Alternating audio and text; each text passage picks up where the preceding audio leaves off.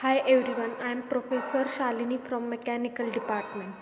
In last lecture of PMQC, we have seen basic introduction to statistical quality control. Okay, in that we have seen meaning of statistical quality control and what is important of SQC. Okay, in that we have also seen frequency diagram. Okay, along with this we have seen objectives of SQC, okay, in our quality management. We will move forward. Okay, we will study different categories of SQC in this lecture. Along with it, we will see concept of variance analysis, and we will also see control chart for variable and attribute. Okay, we will see first that is 3 SQC categories. Okay, these we will see first definition which we have seen in last lecture. Okay, what is SQC? SQC is statistical quality control. It is a term used to describe the set of statistic tools used by generally quality professionals. Okay, it is broadly classified into 3 categories, that is SPC, that is statistical process control, descriptive statistics, and acceptance sampling. Okay, first we will see SPC. Okay, what is SPC? SPC is statistic process control, or it is simply process control. Okay, this is first part of SQC. So first we will understand the concept of process which is used in SPC. Okay, process is nothing but a series of operations, or we can say that actions that transform input into output. So what we can say that what is process? Suppose when input is given to system, this process, suppose it is process, it converts this input into output. Okay, so input is converted into output by process. Okay, so it is said that any stable or we can say that it is stable or repeatable if the resulting output products is given according to our general specifications. Okay, but sometimes what happens due to certain causes, such as if our raw material has poor quality, or there is change in any machine setting, or suppose we are using unskilled workforce, or our machine is improper, what happens, we does not obtain the standard quality. Okay, or we does not obtain the product which has given dimensions. Okay, so in such case we require a specific tool or technology so that we can control the process, and this technology is nothing but SPC, or we can say it as statistic process control. Okay, so what we can say, this SPC is technique used for understanding, we can say that this SPC, that is statistic process control, is technique used for understanding and monitoring the process. How can we do this? By collecting data on quality characteristics.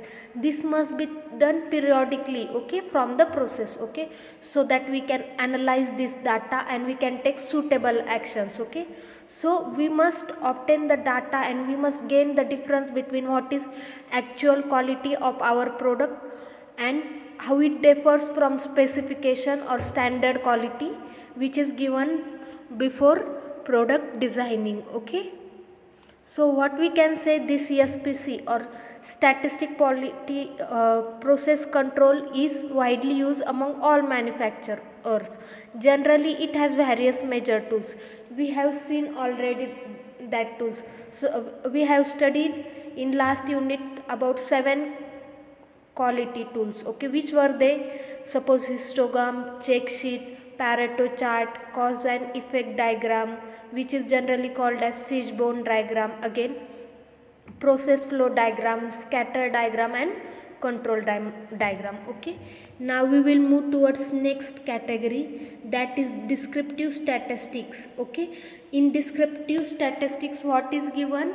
It includes mean, standard deviation, and range. We have studied in last lecture about this. Okay, what is mean, what is standard deviation. Okay, in last lecture we have studied about this.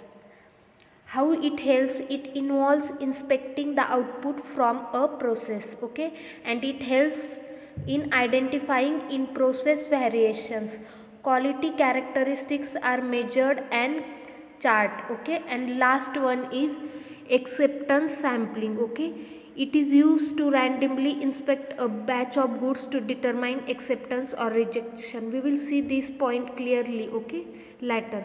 It does not help to catch in process program. This acceptance sampling does not help to catch process problems, okay. Now what are sources of variations? What are various sources of variations? We are going to see this, okay. What are sources of variations? We all have learned that variation in manufacturing products is inevitable, okay. What is this? That is, it is fact of nature and industrial life, okay. So any variation in manufacturing products is unremovable because this is generally nature, okay. Variation exists in all processes. Variation can be categorized as either common or random causes of vibrations. They can be categorized as common or random causes of variations and assignable causes of variation. We will see what are causes of these variations, okay. Even when we can say that even when a production process is well designed, or if we carefully maintain the production process, no two products can be same, okay. Why this happens? Because the difference between two products may be very large or it may be very moderate, or sometimes it is undetectable, okay, but they are not same because it depends upon the sources of variations, okay. For example, suppose the weight of a particular model of an automobile, it may vary from unit to unit. Suppose weight of packets of milk may differ very slightly from each other, okay. The diameter of cricket ball also may differ, okay. This is because of existence of variation in products, okay, but it affects quality, okay. So what is aim of our SQC? It is to trace out the sources of such variation. What are sources of these variations, okay, so that we can eliminate this difference, okay. The existence of variation in program affects quality. So what is aim of SQC? To remove these variations, okay. So we divide them into two main categories. The causes of vibrations are divided in two main categories, that is chance causes, or we can say common causes, and assignable causes, okay. What is common causes of variation? Random causes that cannot be identified. These causes cannot be identified, okay. Chances or these random causes are generally known as natural causes, okay. Even in well designed or carefully managed production process, variability exists in product, okay. This is due to this random causes. If the process is operated under same conditions, the quality of raw material used is same. If there is no change in machine setting or operators or suppose environment, there is specific pattern of variability, okay. For example, diameter of ball bearing varies slightly, okay. There is just slight variation here, okay. And it is unavoidable, okay. If variation due to this random causes is present in production process, it is said to have under statistic control. We can say that it is under statistic control, okay. We will see next one, that is assignable causes, okay. What are assignable causes? Another kind of variability may be present occasionally in output process. It is not present regularly, but it is present occasionally, okay. The causes of such type of variations are not due to process design, okay, but it takes place due to change in suppose raw material, or if we change operator, if environmental conditions are changing, or if there is problem in machine setting, the variations occur. This variation what we call these causes as assignable causes. Generally it is also called as special or non-random causes. Okay, these are unnatural causes. Suppose accidental improper setting of machine, a worker falling ill, or if this worker is still continuing to work, or change of operators or shift, this causes these unassignable causes. Okay, since the effect of this assignable causes is localized within the process, they may be eliminated by worker or their immediate supervisor. We can remove this. The variations due to these causes is generally larger than variation due to common or random causes. Okay, a process that is operating in presence of these assignable causes is called as out of control process.